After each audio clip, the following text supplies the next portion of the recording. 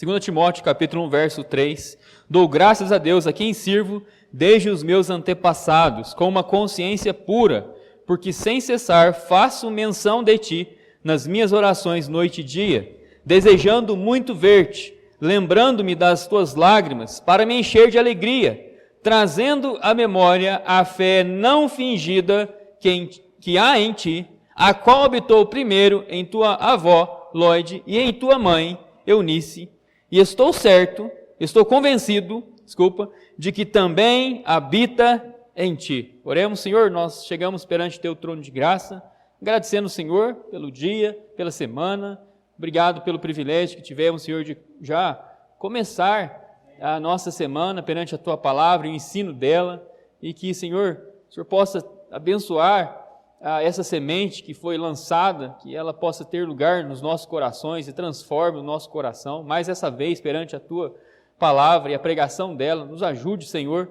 ajude as mães, Senhor, que aqui estão, que a tua palavra possa falar aos corações delas e também no coração dos teus filhos em geral, Senhor. No teu nome, esse é o nosso pedido que nós fazemos, em nome de Cristo que nós oramos, amém, Senhor. Então, qual é a missão de uma mãe? Eu creio que para que uma mãe entenda a sua missão, ela precisa entender primeiro qual é o seu dever. O que Deus quer de você, primeiro como mulher. Elizabeth Elliot, ela foi a esposa do missionário norte-americano Jim Elliot. Ele foi um dos 5 missionários que chegaram até o Equador com a missão evangelística de alcançar uma tribo, e eles foram mortos. E na ocasião em que esse homem foi morto, a filha do casal, ela tinha apenas 10 meses de vida. Mas essa mãe, Elizabeth, ela não cessou de servir a Deus. Algo que foi traumático, poderia ter feito ela desistir de servir a Deus, mas ela continuou, e ela teve êxito no seu papel. Ela morreu já no ano de 2015, né? Mas ela fez o seu papel, tanto de mulher quanto de mãe. E eu achei interessante o que ela disse. Ela falou assim, que tipo de mundo poderia ter existido se Eva tivesse recusado a oferta de Satanás, e se ao invés de ceder à tentação, ela dissesse: deixe-me não ser como Deus, porque essa era a tentação do diabo à mulher. Olha, se você comer desse fruto, você será como Deus, e você vai ter o conhecimento do bem e do mal. E ela disse: deixa-me não ser como Deus, deixa-me ser o que fui criada para ser, deixa-me ser uma mulher. Ela entendeu aquilo que Deus queria dela, que Deus queria que ela fosse uma mulher, porque Deus assim a fez. E ela entendeu também, como mãe, o que devia ser o seu papel, ou qual é o seu dever. Qual é o dever de uma mãe? Agora, esse dever não é somente da mãe, mas é de toda criatura. Olha Apocalipse, guarda 2 Timóteo e olha Apocalipse 4.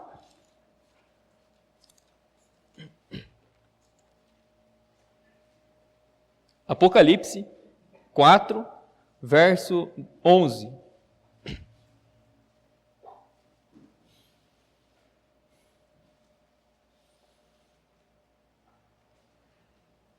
Tu és digno, ó Senhor, de receber glória e honra e poder, porque tu criaste todas as coisas, e para o teu prazer elas existem e foram criadas. O dever da criatura é esse, é de glorificar e honrar o Criador.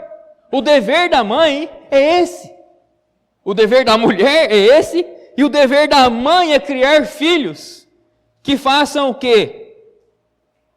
Que glorifiquem e que honram a Deus.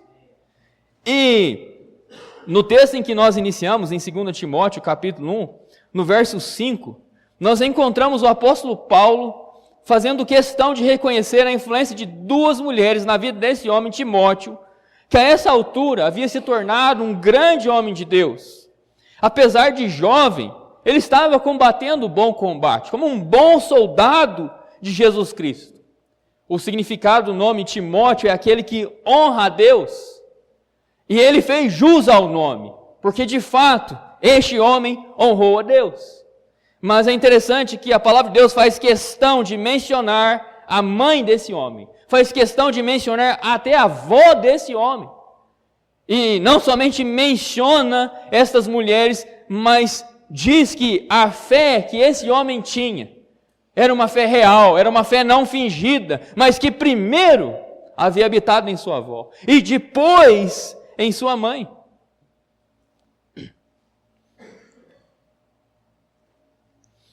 Pelo teor das palavras, é notório a estima de Paulo a Timóteo.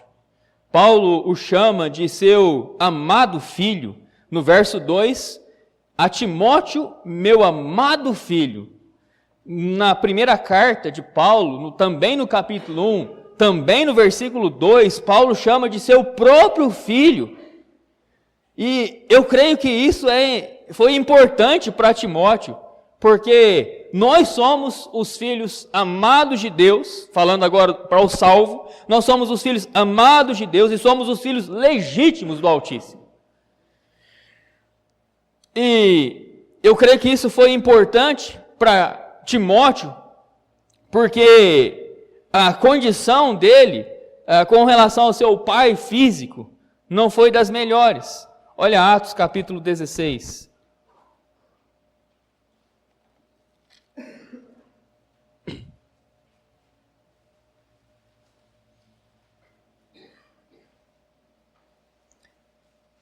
Atos 16, verso 1. E ele chegou, falando agora acerca de Paulo, a Derbe e Listra, e eis que estava ali um certo discípulo por nome Timóteo, filho de uma certa mulher, essa é Eunice. Paulo nos identificou, nos apresenta ela, que era judia e convertida, mas seu pai era grego. A palavra de Deus ela faz questão de dizer que essa certa mulher era judia, mas não para aí, fala, é convertida. Agora, infelizmente, o mesmo não foi dito de seu pai. Seu pai era grego. O que dá para imaginar que não era um casamento convencional, não era a situação ideal. A situação ideal é onde um homem e uma mulher salvos possam se unir, gerar filhos para honrar e glorificar a Deus. Essa é a situação ideal. Mas infelizmente, mesmo diante dessa situação que não era convencional, que não era a ideal, essa mulher venceu. Ela cumpriu a sua missão. Isso deve servir de um encorajamento para as mulheres que se encontram na mesma situação. Mãe, a senhora, mesmo numa situação dessa, diante de um casamento que não é o ideal, a senhora poderia vencer como? Como?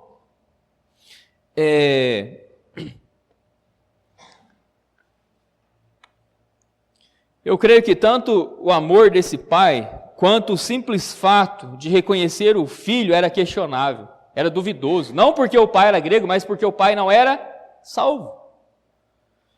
Mas mesmo diante desse cenário adverso, essa mãe e essa avó, elas venceram. A herança dessas mulheres, a herança dessa mãe, ela prevaleceu. A herança que essa mulher deixou para o seu filho resistiu o tempo, resistiu às adversidades e os bens materiais. Será que pode resistir ambos? Os bens materiais, quando eles resistem um, eles não resistirão o outro. Quando eles podem ser mais longevos, daqui um pouco vem uma adversidade e tudo acaba.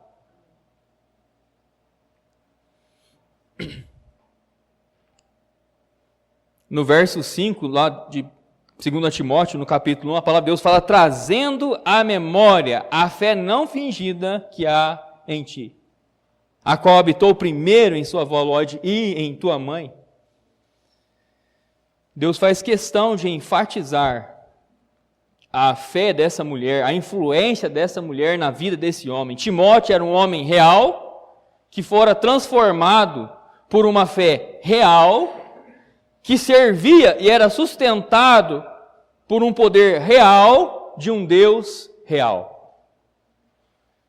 Mas antes desse Timóteo manifestar essa fé real, essa fé esteve com a sua mãe. E antes ainda, com a sua avó.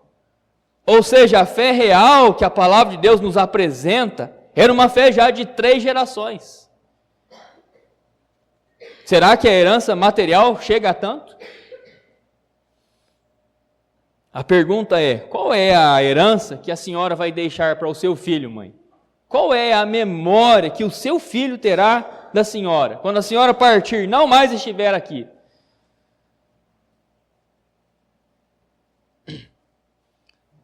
A mãe de Timóteo, ela deixou uma fé não fingida. Ela impactou a vida de seu filho com uma fé não fingida. Mas o que é uma fé não fingida?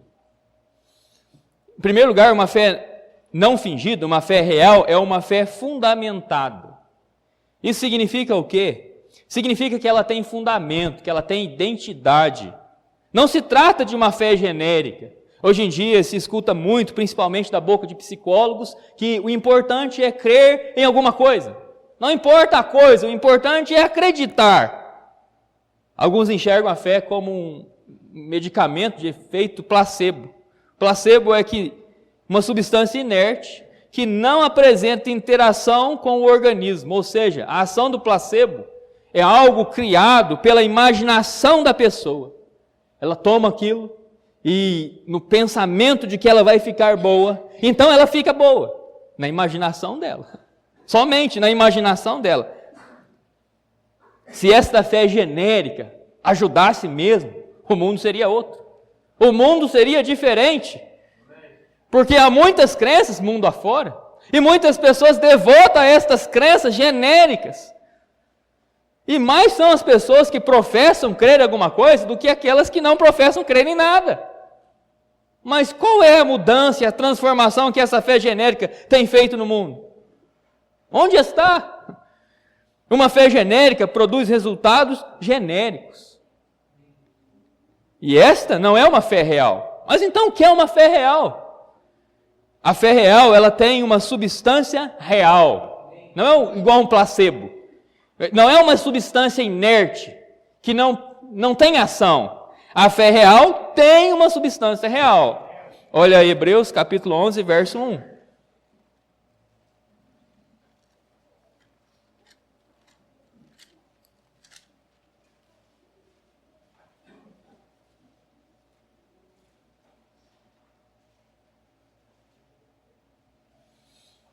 Hebreus 11, 1. Ora, a fé é a substância. Interessante, porque o placebo é o quê? Substância.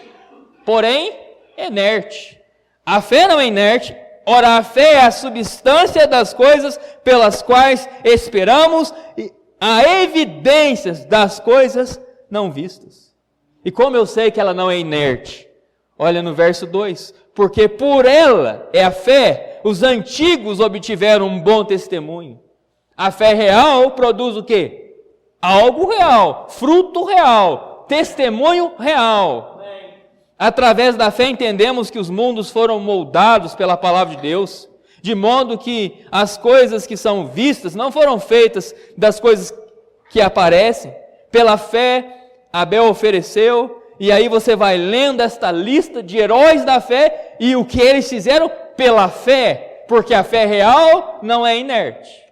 Ela é poderosa. A fé real, ela tem um fundamento real. Olha Romanos capítulo 10, verso 17.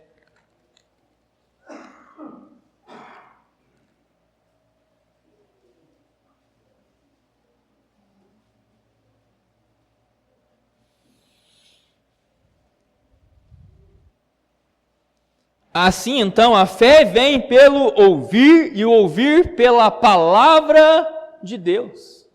A fé real vem pelo ouvir, mas pelo ouvir da palavra de Deus, já apontando para nós onde está o fundamento da fé. É a palavra de Deus. E essa fé, ela é poderosa, ela é ativa. Hebreus capítulo 4, verso 12, um texto bastante conhecido. Hebreus 4, verso 12.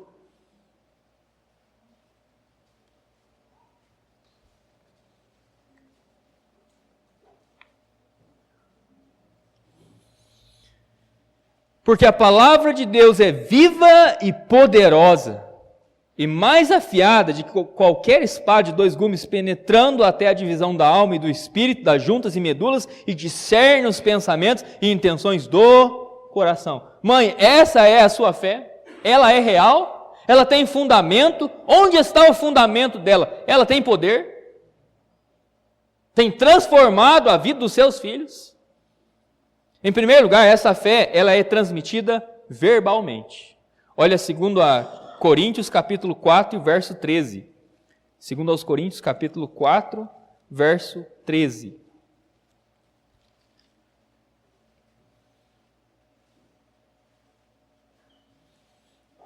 Tendo nós, esperar mais um pouquinho, segundo aos Coríntios capítulo 4, verso 13. Tendo nós o mesmo espírito de fé, conforme está escrito, eu criei, por isso falei. Nós também cremos e por isso falamos, sabendo que o que ressuscitou o Senhor Jesus também nos ressuscitará por Jesus e nos apresentará convosco. Eu criei, por isso falei. A primeira prova real, a prova real na matemática é o quê? É aquela conta que você faz para você confirmar a resposta, para você confirmar que a resposta está correta. Qual é a prova real da fé? Como eu posso provar se ela é verdadeira ou se ela é fingida? Porque se ela é real, o fruto dela será também real. Mas como é que eu vou provar isso? Do que você tem falado? Nós falamos daquilo que cremos. O que o seu filho, mãe, ele está ouvindo da senhora? O que está saindo da boca de seu filho?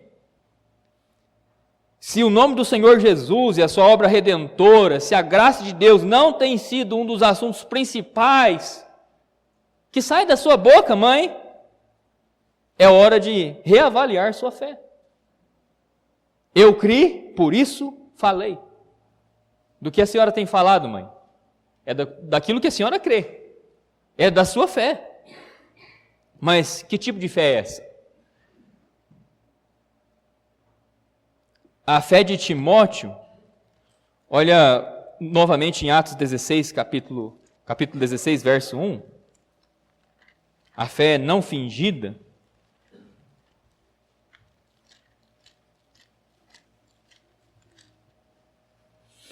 E ele chegou a Derbe e Listra, e eis que estava ali um certo discípulo, por nome Timóteo.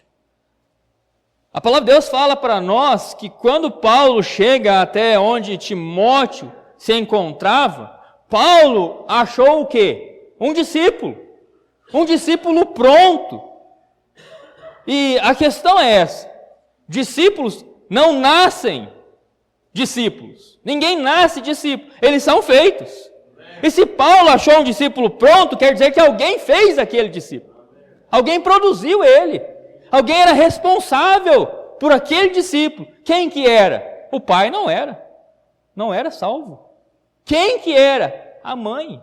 A mãe dele discipulou ele. A mãe dele fez o quê? A mãe dele verbalmente foi ensinando para ele onde devia estar o fundamento da fé dele, na palavra de Deus. A mãe dele foi fazendo o quê? A mãe dele foi apontando a palavra de Deus e o poder dela, e a ação dela, e o que ela produz. A mãe dele fez o quê? Um discípulo de Cristo. A palavra discípulo é isso mesmo, é seguir. E quando Paulo chega lá, ele fica impressionado com esse jovem, que era o quê? É discípulo de Cristo. E isso era fruto de quem? Trabalho de quem? Daquela mãe. Esse é seu trabalho, mãe. Essa é sua missão. Fazer do seu filho um discípulo de Cristo. Ninguém tem mais tempo do que a senhora com o seu filho. Ninguém tem a oportunidade de falar mais com seu filho do que a senhora. E por que não falar dessa fé real? Que sua fé seja real, que você possa transmitir essa fé real para ele. Vai fazer toda a diferença na vida dele. Amém. fez na vida de Timóteo. A palavra de Deus é verdadeira, ela é real, ela funciona. Vai fazendo na do seu filho. Eu criei, por isso falei. Timóteo era um discípulo pronto, porque essa mãe investiu do seu tempo na formação desse discípulo, na formação desse homem que aprendeu de pequeno como servir a Deus. Uma fé real é uma fé demonstrada. Uma fé real, ela é mais do que uma fé falada. A fala, o ensino da sã doutrina, das disciplinas espirituais tem a sua parte. E uma parte muito importante, que não pode ser desprezada.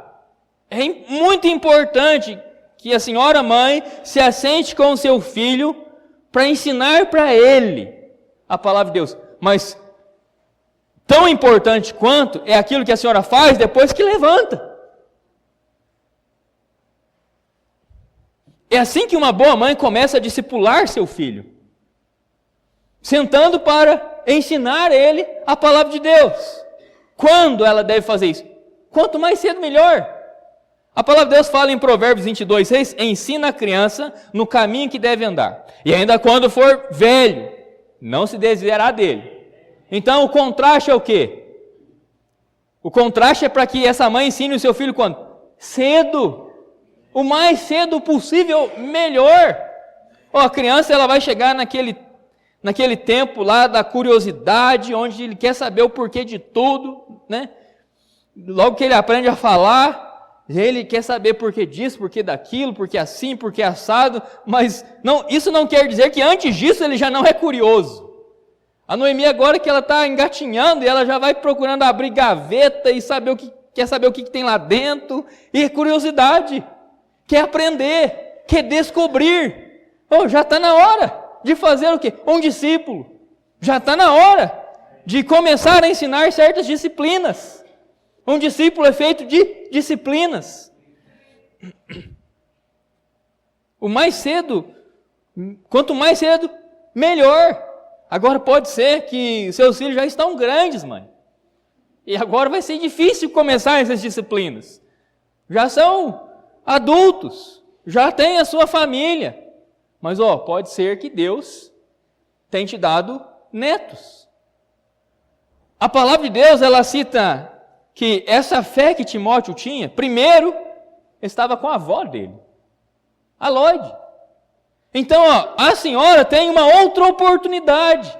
Se não conseguiu aproveitar a primeira, se infelizmente a primeira a senhora lamenta por não ter feito isso, por não ter tido mais tempo com o seu filho diante da palavra de Deus, a senhora pode reparar o erro com os netos e deixar para os netos uma memória forte, uma influência forte, poderosa, um testemunho poderoso que vai impactar a vida do seu neto.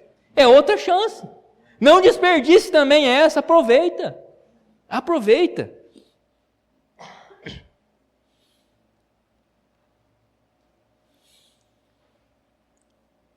Então, o certo é a mãe fazer o quê? Discípulo. Ela faz o discípulo de que jeito? Ela começa pela instrução verbal. Como eu disse, ela se assenta, ela ensina, mas quando ela levanta, o ensino deve ser continuado. Continuado. Olha, Filipenses capítulo 4, verso 9.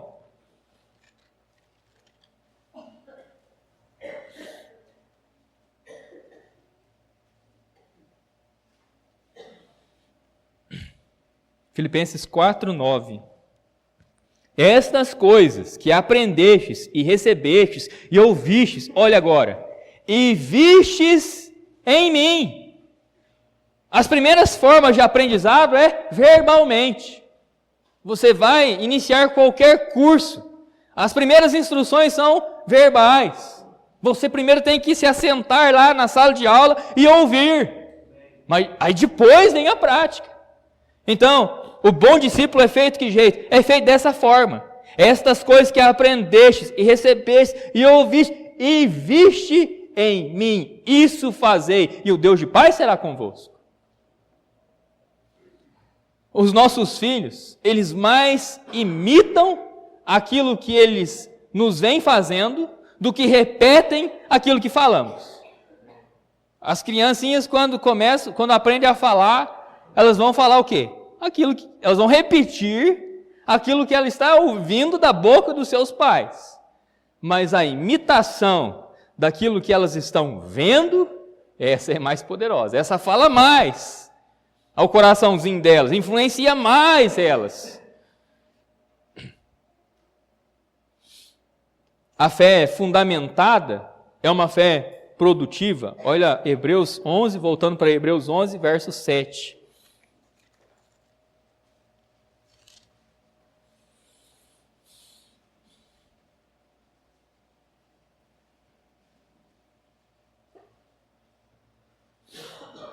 Pela fé Noé, sendo avisado por Deus a respeito das coisas que ainda não se viam.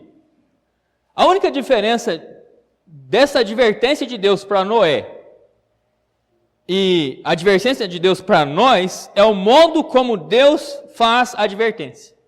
A advertência de Deus para Noé acerca destas coisas que estavam por vir se deu por uma revelação especial. Noé não tinha uma Bíblia. Você tem uma Bíblia. Eu tenho uma Bíblia. A senhora tem uma Bíblia, mãe. E pela Bíblia o Senhor tem revelado para nós a respeito das coisas que ainda não se veem, das coisas que ainda vão acontecer. Mas o que a gente deve fazer diante disso? Agir, se preparar para os acontecimentos, para os eventos. O triste é que a pessoa tem as palavras de Deus e não faz nada diante delas. Faz nada diante da advertência de Deus. A Bíblia fala que Noé fez o que? Ele se comoveu com temor e preparou uma arca para a salvação da sua casa. E a gente, conhecendo a história, sabemos que quem entrou na arca? Noé, a esposa de Noé, os filhos de Noé e as esposas dos filhos de Noé.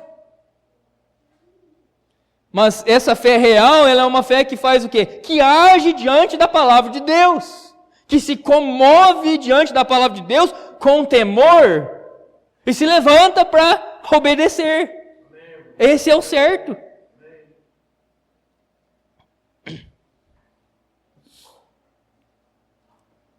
Isso me faz lembrar de uma outra história, de uma outra mãe que salvou o seu filho por uma arca.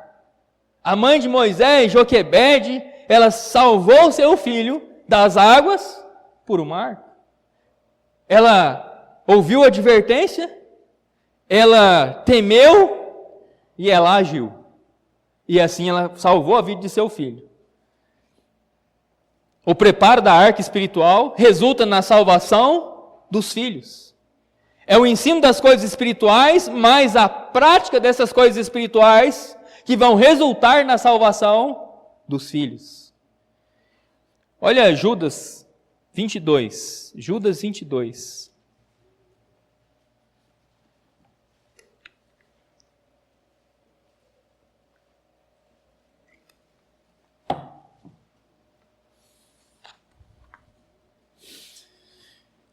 E de alguns, tende compaixão com discernimento, e salvai alguns com temor, arrebatando-os do fogo, rodeando até a vestimenta manchada pela carne.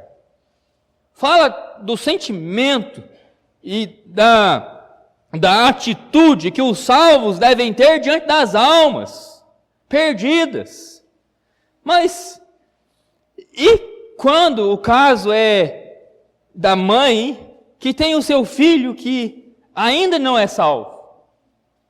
Ela não deveria se apiedar da alma dele? Ela não deveria ser o primeiro quem ela almeja e deseja e roga para que Deus possa salvar do fogo? No Velho Testamento nós lemos sobre um costume horrível, que é difícil até de pensar como eles faziam aquilo. Os pagãos, eles faziam o seu povo passar pelo fogo. Quando a Bíblia fala isso, ela fala de sacrificar crianças. Fala de pais sacrificar filhos, fazendo os filhos passar pelo fogo, queimar seus filhos, em devoção a um falso Deus. Mas não foi só os pagãos que fizeram isso. A Bíblia fala de salvos, fala de reis em Israel que fizeram seus filhos passar pelo fogo. E isso é horrível. Um pai fazer uma coisa dessa, uma mãe que gerou aquela criança consentir nisso, é difícil entender. Mas olha, no caso da criança, e dependendo da idade da criança, o que acontecer com ela é isso mesmo, é passar pelo fogo. Porque o corpo dela passaria pelo fogo, a alma dela deixaria aquele corpo, mas ela estaria com o Senhor. Então ela somente passaria pelo fogo. E o filho, que não vai passar pelo fogo, mas que vai ser lançado no fogo, e vai perecer no fogo pela eternidade. E esse filho? A situação dele não é pior? Com certeza é muito pior. É muito pior. O que vai salvar esse filho? Uma fé real. Um ensino da palavra de Deus e uma demonstração dessa fé real. Agora, a gente sabe, a pessoa é um indivíduo, a escolha no final vai ser dela. Mas pelo menos aquela mãe vai ter dado e vai ter feito o que ela podia fazer. Pelo menos não haverá um lamento de que eu podia ter feito diferente.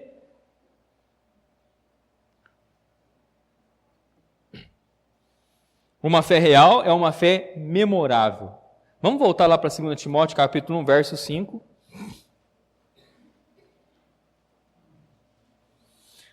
Trazendo à memória a fé não fingida que há em ti, a qual habitou primeiro em tua avó Lóide e em tua mãe Eunice.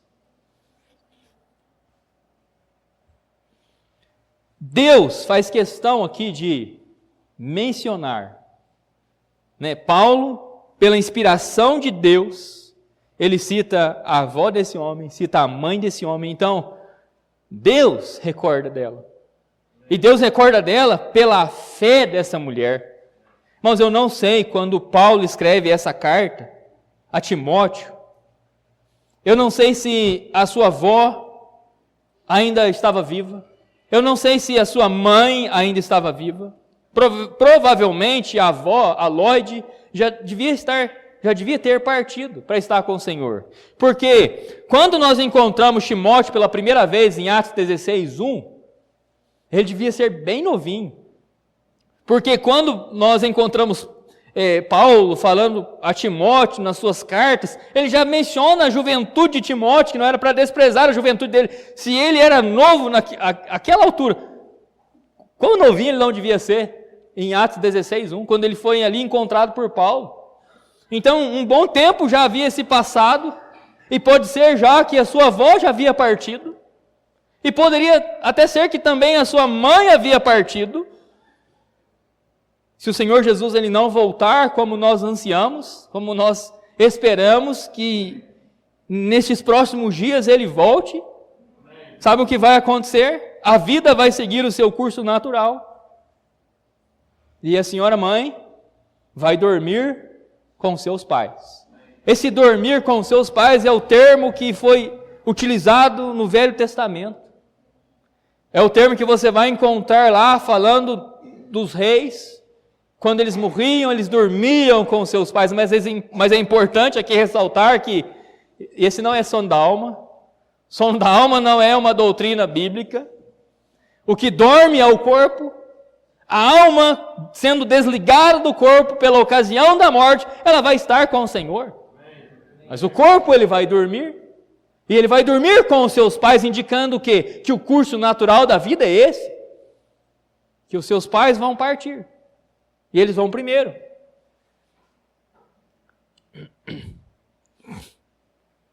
O seu tempo sobre essa terra vai findar, mãe.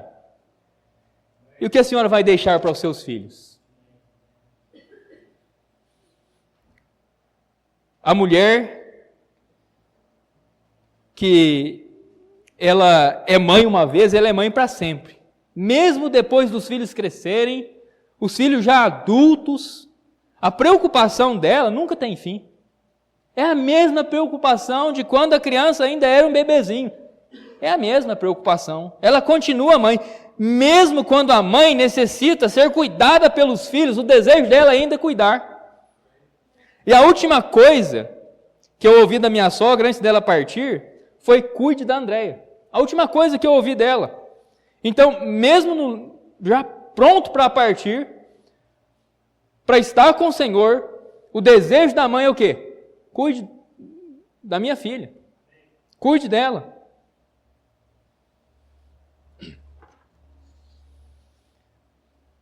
A mãe de Timóteo, a senhora Eunice, a avó de Timóteo, a senhora Lloyd, elas deixaram uma fé verdadeira, não fingida. E essa fé impactou nas decisões de Timóteo. Volta para Atos 16.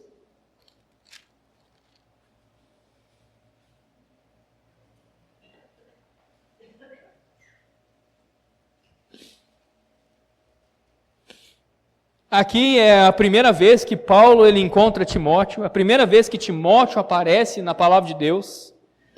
E aqui a palavra de Deus fala de Paulo chegar até essa cidade onde Timóteo estava. Paulo encontra esse homem, jovem, muito jovem, discípulo, um discípulo pronto. E a Bíblia, olha que ela fala no 2, que tinha um bom testemunho dos irmãos, uma fé real. Ela produz filhos que têm esta fé real, que produz um bom testemunho, mas olha como isso impacta nas decisões do filho. Como eu já mencionei, nas cartas de Paulo, Paulo cita Timóteo, ele cita a juventude dele. Então aqui, quão jovem ele não devia ser. Agora, olha a decisão que ele tem de tomar aqui, verso 3. E Paulo quis que este fosse com ele. Imagina, essa mãe, eu não sei a situação do pai de Timóteo, se essa irmã, se essa mãe salva, continuou casado com ele, se ele, aguentou aquilo. O fato é que a palavra de Deus não cita mais o pai de Timóteo. Cita a mãe dele, cita a avó dele, mas não cita o pai dele. E olha a decisão que o menino tinha que tomar aqui, que o jovem tinha que tomar aqui. E agora? Eu vou com o homem de Deus? E agora? Eu vou servir a Deus? E agora? Eu vou responder a essa chamada de Deus? Porque, você pode pensar, mas a chamada é Paulo que está querendo aqui que esse menino, que esse jovem fosse com ele, mas Paulo não estava agindo na carne aqui. E por quanto Deus usa Timóteo, eu entendo que era a vontade de Deus. E aqui a gente vê que esse jovem, ele está fazendo o quê? Ele está respondendo à chamada de Deus. Ele está partindo para servir a Deus. E sabe o que isso resume? Essa mãe, ela cumpriu com a sua missão. Essa mãe criou um filho para a honra e glória de Deus. Essa mãe fez o quê? Ela foi a responsável por formar o quê? Um pastor, um missionário.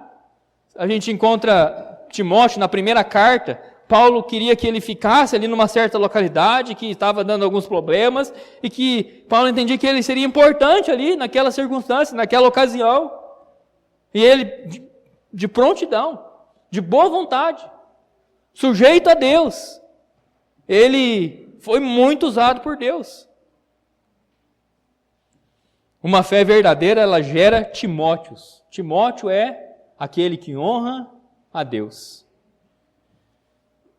Como a senhora será lembrada, mãe? A senhora vai ser lembrada por uma fé fundamentada? A senhora vai ser lembrada por uma fé demonstrada? A senhora vai ser lembrada por uma fé memorável?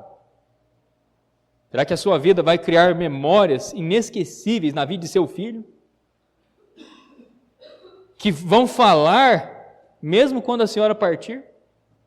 Não tem uma herança mais preciosa e poderosa do que essa.